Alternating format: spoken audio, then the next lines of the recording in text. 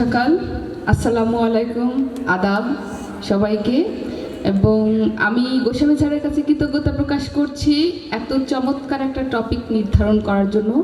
শুধু চমৎকার নয়, এটি হচ্ছে খুবই গুরুত্বপূর্ণ একটি টপিক আমাদের সবার জীবনে, শিশু থেকে শুরু করে বৃদ্ধ সবার জীবনেই খুব গুরুত্বপূর্ণ। এবং আমি কৃতজ্ঞতা জানাচ্ছি যে আমাকে এই বিষয়ে বলার জন্য সুযোগ করে দেওয়ার জন্য। আর আমি একজন আইনজীবী, আমার কাজ হচ্ছে আইন নিয়ে কাজ করা। আসলে আমরা আইনজীবীরা সাধারণত আইনের ভেতরেই জীবনযাপন করি, আমাদের সমস্ত কিছু আইনের ভেতর দিয়েই করতে হয়। আমরা সারাক্ষণ আইন নিয়ে কাজ করি, গবেষণা করি।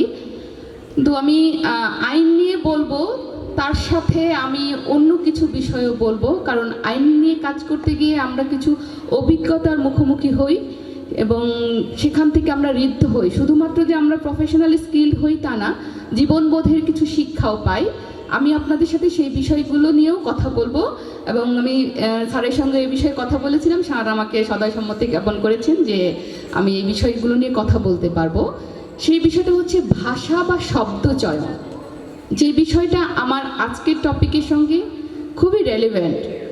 কারণ বুলিং যে হয় সেটা কিন্তু প্রধানত শুরু হয় কথা দিয়ে, ভাষা দিয়ে। তো এটার সঙ্গে এটা গুরুত্বপূর্ণ। আমি দুটো বিষয়ে কথা বলবো। প্রথমে বলি যে এই বিষয়টা বুলিং নিয়ে কথা বলাটা কেন জরুরি।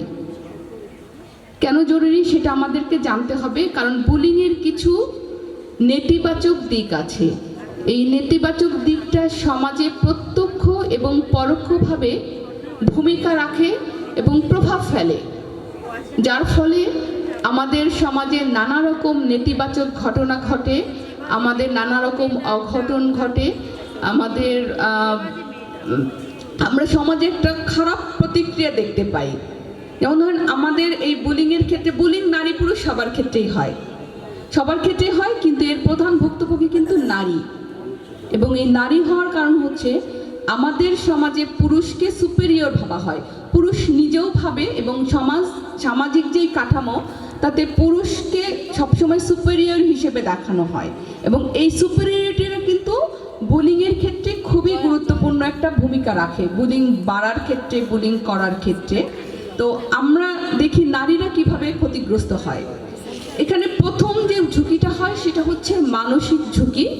মানসিক ঝুঁকিটা এই কারণে যে যখন কেউ আমাকে বুল করে বা কেউ যখন বুলিংয়ের শিকার হয়, তখন সে মানসিকভাবে খুবই বিপর্যস্ত হয়ে যায়, সে অনিরাপত্তা ভোগে এবং সে মনে করে যে আমি খুব খারাপ বোধ হয়। এবং আমাদের সমাজ সেই বিষয়টা ধরে দেয় যে তোমাকে কেন বললো, আর কাউকে তো বলে না। তার মানে আমাকে কিন্তু ডিসগ্রেস করা হচ্ছে, আমাকে মানসিকভাবে একটা মানসিক স্বাস্থ্য ঝুঁকির মধ্যে ফেলা হচ্ছে। আমি নিজেও হচ্ছি, আমি ভয় পাচ্ছি যে ওই রাস্তা দিয়ে গেলে সে আমাকে বাজে কথা বলবে, ওইখানে গেলে সে আমাকে হয়তো শারীরিকভাবে একটা আঘাত করার চেষ্টা করবে, আমার সঙ্গে অশালীন আচরণ করবে।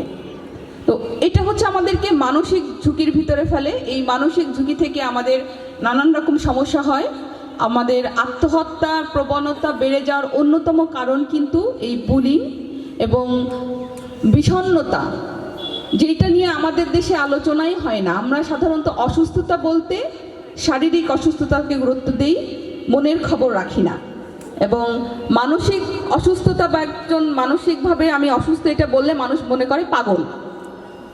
কিন্তু বিষণ্ণতাও একটা বড় রোগ এবং এই বিষণ্ণতা আমাদের সমাজে নেতিবাচক প্রভাব ফেলে, আমাদের পড়াশোনায়, আমাদের অগ্রগতিতে এটা খুবই নেতিবাচক প্রভাব ফেলে। এবং আরেকটা বিষয় হয় সেটা হচ্ছে বাল্যবিয়ের হার বেড়ে যাওয়া। যখন একটা মেয়ে, একটা কিশোরী বুলিংয়ের শিকার হয়, তখন তার পরিবার মনে করে আমার মেয়েটা নিরাপত্তাহীনতায় ভুগছে, তাকে নিরাপত্তা দেওয়ার একটা মাধ্যম হচ্ছে বিয়ে দিয়ে দেওয়া। তো এই যে বাল্যবিবাহর হার বেড়ে যাচ্ছে, বাল্যবিবাহ কিন্তু একটা খুবই ক্ষতিকারক দিক, আমাদের প্রজনন স্বাস্থ্যের প্রভাব ফেলে, আমাদের স্বাস্থ্যগত প্রভাব ফেলে, নানান রকম ক্ষতিকর দিক আছে বাল্যবিবাহের ক্ষেত্রে। তো এই যে বাল্যবিবাহ বেড়ে যায় সেটাও কিন্তু বুলিংয়ের কারণে হয়, এটা অন্যতম একটা কারণ বুলিং। তারপর হচ্ছে নারীর অগ্রগতি থেমে যায়, নারী নিজে ঘরবন্দি হতে চায় নিরাপত্তাহীনতার কারণে। আর পরিবার মনে করে যে সে বাইরে যাওয়া বন্ধ করলে এটা বন্ধ হয়ে যাবে। শিক্ষার হার কমে যায়, স্কুল থেকে ঝরে পড়া, কলেজ থেকে ঝরে পড়ার হারটা খুব কমে যায়, মানে বেড়ে যায় আর কি। যে ভাবছে যে তাকে স্কুলে যাওয়া বন্ধ করলে তো তাকে রাস্তায় এই বিরক্তটা করবে না, ফলে তারা মেয়েটাকেই, মানে যে ভিকটিম তাকে আবার ভিকটিমাইজ করা হচ্ছে। প্রথমত সে একটা বাজে পরিস্থিতির ভিতর দিয়ে যাচ্ছে, তারপর তাকে আবার তার অধিকার থেকে বঞ্চিত করা হচ্ছে, তার অগ্রগতি থামিয়ে দেওয়া হচ্ছে। তো এই কারণে আমরা বুলিং নিয়ে সচেতন হব এবং আমরা জানবো যে বুলিং হলে আমাদের কি কি ধরনের প্রতিকার আছে, আইনগত প্রতিকার আছে, এটাকে আমরা কিভাবে প্রতিরোধ করতে পারি এবং সমাজ থেকে কিভাবে এটাকে দূর করা যায়, আমরা পার্সোনালি কিভাবে এই ক্ষেত্রে ভূমিকা রাখতে পারি, সেটা নিয়ে আমি কথা বলবো। প্রথমে আসি বুলিং কি।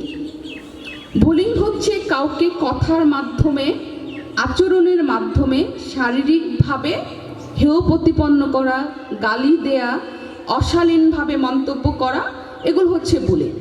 ধরেন আপনি রাস্তা দিয়ে যাচ্ছেন, কেউ আপনাকে একটা বাজে কথা বললো, বা আমরা অনেক সময় বুঝি না যে এগুলো বুলিং, কিছু কিছু শব্দ চয়ন আছে, যেমন আমরা একজনকে বলি তুমি এত মোটা কেন, এটাও কিন্তু একটা বুলিং। আমরা হয়তো আমরা ভাবতেছি এটা হচ্ছে খুব স্বাভাবিক বিষয়, ও মোটা হয়ে গেছে ওকে বলছি, বাট এটা কিন্তু তাকে মানসিকভাবে ক্ষতিগ্রস্ত করতে পারে, হতাশ করতে পারে, এটাও এক ধরনের বুলিং। শুধু যে খুব বাজে কথা বললাম বলে বুলিং হয়ে গেল বিষয়টা তা না, যে অশালীন শব্দ উচ্চারণ করলাম, আমরা কাউকে ছোট করছি, কেউ মানসিকভাবে অপদস্থ হচ্ছে, নিজেকে ছোট মনে করছে বা মানসিকভাবে তাকে কষ্ট দিচ্ছে, এগুলো শব্দ চয়ন করাটাও হচ্ছে বুলিং। বা আপনি রাস্তা দিয়ে যাচ্ছেন, কেউ আপনার ওড়নাটা ধরে টান দিল, এটাও এক ধরনের বুলিং। আমাদের সাম্প্রতিক সময়ে আরেকটা বুলিং দেখা দিচ্ছে, সেটা হচ্ছে সাইবার বুলিং। যারা আমরা এখন বিভিন্ন সামাজিক যোগাযোগ মাধ্যম ব্যবহার করি, ফেসবুক, হোয়াটসঅ্যাপ, ইনস্টাগ্রাম, টেলিগ্রাম, এরকম নানান ধরনের সামাজিক যোগাযোগ মাধ্যম আমরা ব্যবহার করি এবং এটা যেমন আমাদেরকে নানান রকম সুবিধা দিয়েছে, কানেক্টেড করছে, সেরকম নানান রকম আমাদের সমস্যার মধ্যেও ফেলছে, যার প্রধান হচ্ছে সাইবার বুলিং। যেমন আপত্তিকর ছবি ছড়িয়ে দেওয়া, ভিডিও ছড়িয়ে দেওয়া, কারো বিনা অনুমতিতে তার ছবি ব্যবহার করে বিকৃতভাবে ব্যবহার করা, এগুলো হচ্ছে সাইবার বুলিং। তো আমরা যে আলোচনা করলাম তাতে কি কি ধরনের বুলিং হয়, একটা হচ্ছে শারীরিক বুলিং, একটা হচ্ছে মৌখিক বুলিং, একটা হচ্ছে সাইবার বুলিং। এবার আমরা আসি যে বুলিংটা আসলে বৈশিষ্ট্য কি হয়। বুলিংটা হবে যে আপনাকে একই ঘটনা বারবার ঘটছে আপনার সঙ্গে, আপনাকে বারবার বলছে, একই ব্যক্তি বলছে বা বিভিন্ন ব্যক্তি আপনাকে একই জিনিস বারবার বলছে। তারপর থাকবে হচ্ছে ক্ষমতার অপব্যবহার। যে আপনাকে বুলি করবে সে আপনার চেয়ে সুপিরিয়র ভাববে, সে হয়তো ভাবে আমি ওর চেয়ে ফর্সা, সো কালো বলা আমার রাইট ওকে, কিন্তু এই কালোটা বলতে নেই। এই আপনি যদি যখন কাউকে কালো বলে তাকে হিউমিলিয়েট করবেন, তখন এটাই বুলিং হয়ে যাবে। আপনি কাউকে মোটা বলতে পারেন, আমরা যেটা একটা শব্দ আছে বডি শেমিং, কেউ মোটা, শুকনা, কালো, এই বিষয়গুলো নিয়ে আমরা কথা বলতে পারি না, এটাও এক ধরনের বুলিং। বুলিং যে শুধু পুরুষ নারীকে করে তা কিন্তু না, আমরা নারীরাও নারীকে করি, পুরুষও পুরুষকে করে, আবার নারীরাও পুরুষকে করে। বুলিং যে কেউ করতে পারে, কিন্তু এর শিকার বেশিরভাগ সময় নারীরাই হয়, শিশুরাও হয়, স্কুলে বুলিংয়ের শিকার হয়, কলেজে শিক্ষা প্রতিষ্ঠানে বুলিংয়ের শিকার হয়। এবং সাম্প্রতিক খুবই যারা সামাজিক যোগাযোগ মাধ্যম ব্যবহার করি, সাম্প্রতিক দুটো ঘটনা ঘটেছে। একটা বেসরকারি বিশ্ববিদ্যালয়ের ছাত্র ক্লাস চলাকালীন সময় ক্লাস থেকে বের হয়ে ছাদ থেকে লাফ দিয়ে আত্মহত্যা করেছিল, শুধুমাত্র বুলিংয়ের জন্য। বুলিং কতটা আমাদেরকে মানসিকভাবে ক্ষতিগ্রস্ত করে যে একজন তার প্রাণটা দিয়ে দেয়। আত্মহত্যার সিদ্ধান্ত কিন্তু খুব সহজ সিদ্ধান্ত না। একটা মানুষ যখন জীবনে আর কোনো রাস্তা খুঁজে পায় না, তখন সে আত্মহত্যা করে। এবং সাম্প্রতিক সময়ে আরও একটি আত্মহত্যার ঘটনা ঘটেছে কর্মক্ষেত্রে বুলিংয়ের কারণে। এটাও খুব ভাইরাল হয়েছিল মানে সোশ্যাল মিডিয়ায়। আমি দুটো সাম্প্রতিক ঘটনার কথা বললাম, এই মাসখানেকের ভিতরের ঘটনা। তো এরকম বহু ঘটনা আছে যেগুলো আমাদের সামনে আসে না, কিন্তু প্রতিনিয়ত হচ্ছে, এবং এগুলো হচ্ছে বুলিংয়ের কারণে। তারপর হচ্ছে যে একটা হচ্ছে আঘাত দেয়া, মানে আঘাতের মাধ্যমে বুলিং করা হয়। এবং এই যে ক্ষমতার অপব্যবহার, এটা ক্ষমতার অপব্যবহার মানে এটা না যে একজন এমপি মন্ত্রী এসে আমাকে বুলিং করছে, বিষয়টা তা না। আমি তার চেয়ে সুপিরিয়র ভাবছি নিজেকে, যে কারণে তাকে হিউমিলিয়েট করছি, অপদস্থ করে কথা বলছি। এটা হচ্ছে বুলিংয়ের অন্যতম কারণ। এবং আমরা একটা ক্ষেত্রে বুলিংয়ের বিষয়ে কখনোই গুরুত্ব দেই না, সেটা হচ্ছে শিক্ষা ক্ষেত্রে বুলিং, যেটাকে আমরা স্বাভাবিকভাবেই ধরে নিই যে হ্যাঁ, বন্ধুরা তো এভাবে বলতেই পারে, এটা তো বন্ধুদের বিষয়। এবং অনেক সময় শিক্ষকরাও এটা গুরুত্ব দেয় না, অভিভাবকরাও গুরুত্ব দেয় না। কিন্তু এই যে শিক্ষাক্ষেত্রে বুলিংগুলো হচ্ছে, এইটা প্রতিরোধ করা খুবই জরুরি।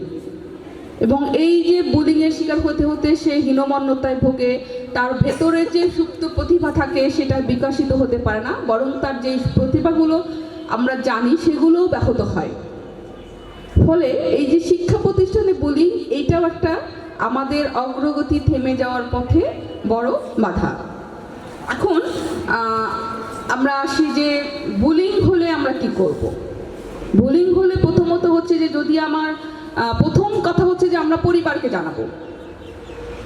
আর যদি শিক্ষা প্রতিষ্ঠানে হয়, অবশ্যই আমরা শিক্ষকদেরকে জানাবো। এবং শিক্ষকদেরও উচিত যে প্রত্যেকটা মানে তার নিজস্ব ক্লাসে বা তার নিজস্ব প্রিমিসেসের মধ্যে কেউ বুলিংয়ের শিকার হচ্ছে কিনা সেটা লক্ষ্য রাখা।